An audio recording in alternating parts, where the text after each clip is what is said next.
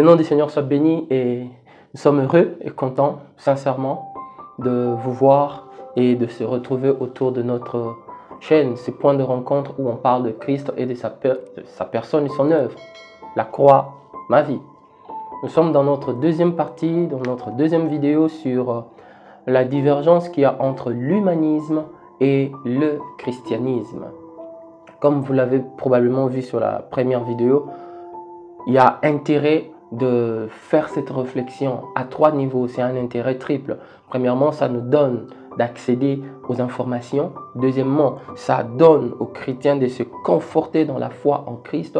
Troisièmement, ça donne à celui qui n'est pas encore chrétien l'opportunité d'apprécier la différence entre l'humanisme et la foi chrétienne dans le but de venir en Christ, parce que Christ seul a vaincu la mort. Et tous ceux qui de leur vivant vont confesser Christ comme Seigneur et Sauveur en croyant selon de leur cœur, ils vaincront aussi la mort.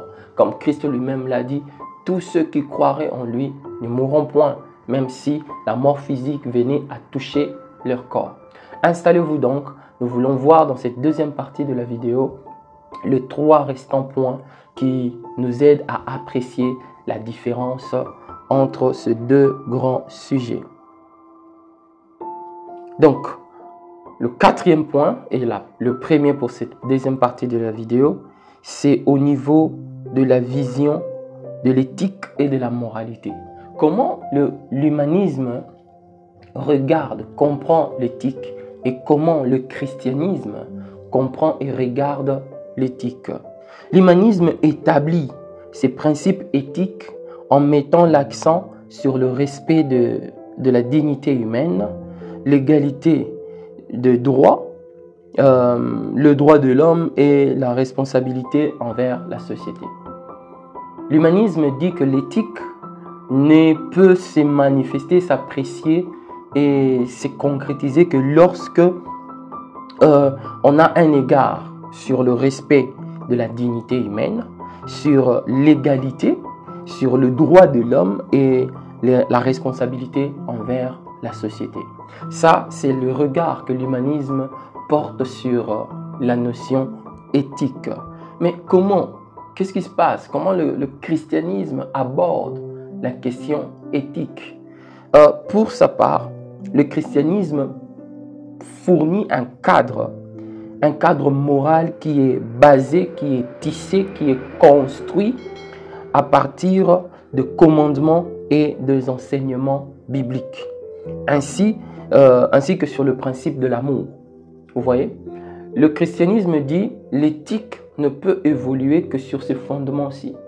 Que ces fondements soient rien d'autre que la parole et la pensée de Dieu, parce que la Bible, c'est Dieu qui pense, la Bible, c'est Dieu qui cause. Et le deuxième point qui nous aide à apprécier et à intérioriser la différence, la divergence entre l'humanisme et le christianisme, c'est notamment la manière dont ces deux sujets abordent la question de la vie après la vie. Vous savez, la vie dans ce corps va s'arrêter un jour. Voyons donc comment l'humanisme regarde cette question et comment le christianisme regarde cette question. Pour l'humanisme, ce n'est pas possible. Pour l'humanisme, ce n'est pas possible de penser à la vie après la mort. Pourquoi? Parce que l'humanisme est concentré sur une vie qui est celle d'une société. Construire une société juste et épanouie dans cette vie. Voyez-vous, l'humanisme est totalement concentré sur cette vie. L'humanisme dit, quand tu meurs, c'est fini. De l'autre côté là-bas, on ne sait même pas s'il y a de l'autre côté là-bas. Ça, c'est le regard de l'humanisme sur la question de la vie après la mort. Il n'a rien dit pour la suite. Il se concentre à donner à l'homme une bonne vie, une société équitable, une société avec justice sociale et beaucoup de bonnes choses. Et puis il s'arrête là. Il dit, si tu meurs, c'est fini, c'est parti. Mais regardons ce que la Bible dit, ce que le christianisme propose, la lecture du christianisme de la vie après la vie. La vie après la vie. Le christianisme croit et enseigne la vie après la mort physique. La Bible parle du paradis et de l'enfer. Le christianisme croit et enseigne la vie après la vie. Et la Bible met un accent sur la notion du paradis et de l'enfer. Je voudrais pour cela lire ce que les Écritures disent à propos. Je suis dans Jean chapitre 14, le verset 2 et 3. C'est le Seigneur Jésus qui parle. Excusez-moi. Le Seigneur dit, « Il y a plusieurs demeures dans la maison de mon Père. Si cela n'était pas, je vous l'aurais dit. Je vais vous préparer une place. Et lorsque je m'en serai allé et que je vous aurai préparé une place, je reviendrai et je vous prendrai avec moi, afin que là où je suis, vous y soyez aussi. » Voyez-vous, la Bible nous dit qu'il y a une suite. Tout ne s'arrête pas par la mort physique, il y a une suite. Prenons le dernier point qui fait la divergence, qui nous permet d'apprécier la divergence entre l'humanisme et le christianisme. Le dernier point, c'est au niveau du rôle, le rôle de la foi et le rôle de la raison. L'humanisme dit qu'il faut encourager la pensée critique, la raison, la science, comme moyen de parvenir à la connaissance et à la compréhension.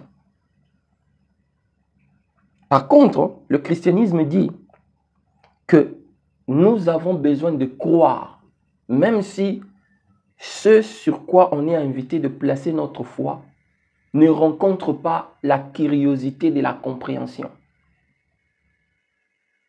Je crois que le Seigneur est en train de vous parler. Je préfère m'arrêter là, ne pas placer un mot de plus pour laisser à l'Esprit de continuer à vous parler. Nous vous invitons vivement à réfléchir sur ce point parce que cela va de la suite de votre vie. Si vous êtes dans l'humanisme pensant être chrétien, vous risquez de rater le ciel.